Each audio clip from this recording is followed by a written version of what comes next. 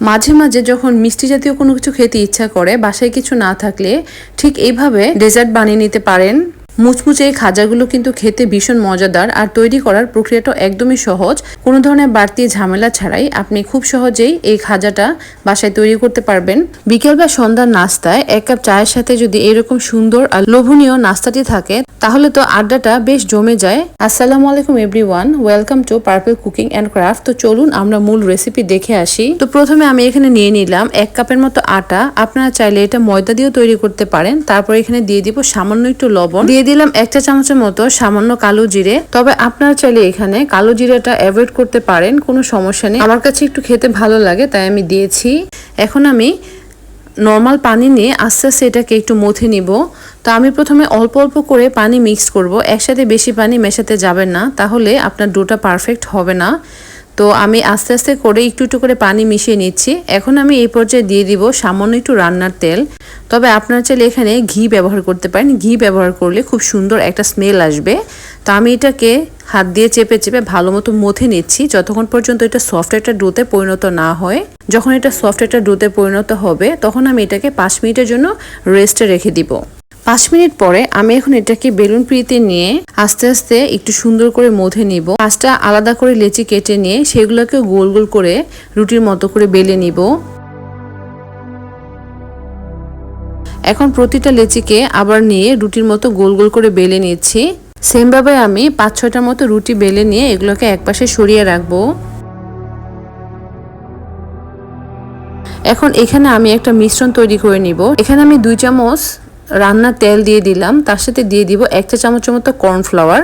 এটা দিয়ে আমি খুব সুন্দর করে একটা মিহি পেস্ট তৈরি করে রাখবো।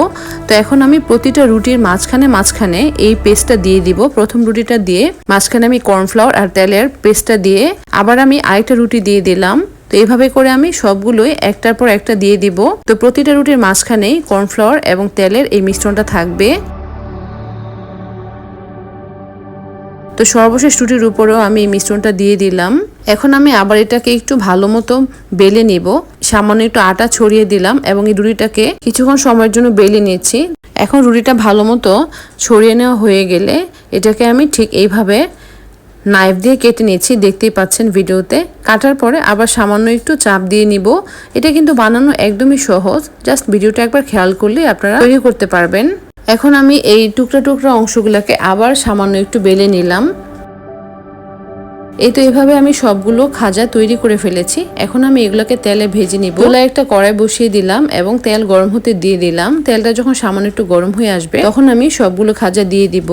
এগুলো কিন্তু একসাথে বেশি দিতে পারবেন, দিলেও এটা কখনোই ভাঙবে না। তো এক পাশ হয়ে গেলে আমি অপর পাশে উল্টে দিব। তো এইভাবে উল্টে পাল্টে ভেজে নিতে কিন্তু খুব বেশি সময় লাগবে না। যখন উপরে একটা সোনালী কালার চলে আসবে অথবা গোল্ডেন ব্রাউন কালার চলে আসবে, তখন আমি এটাকে চুলা থেকে নামিয়ে একপাশে সরিয়ে রাখবো।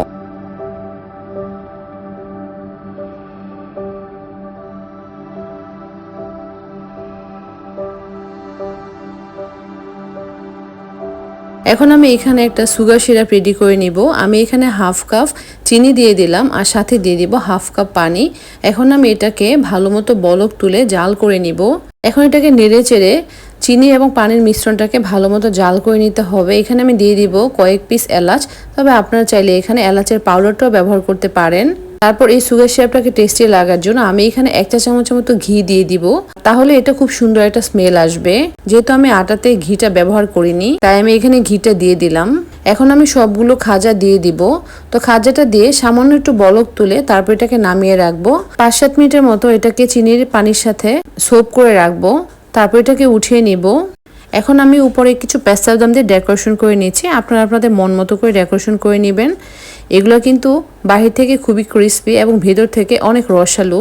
মুচমুচে এই খাজাগুলো যদি এখনও বাসায় না বানিয়ে থাকেন, তাহলে এখনই বানিয়ে নিন। এগুলো কিন্তু খেতে ভীষণ মজাদার। যে কোনো সময় যদি হঠাৎ করে মিষ্টি কিছু খেতে ইচ্ছে করে, তাহলে খুব সহজেই এই খাজাটা আপনি বাসায় বানিয়ে নিতে পারেন। বড় এবং বাচ্চারা উভয় অনেক পছন্দ করবে।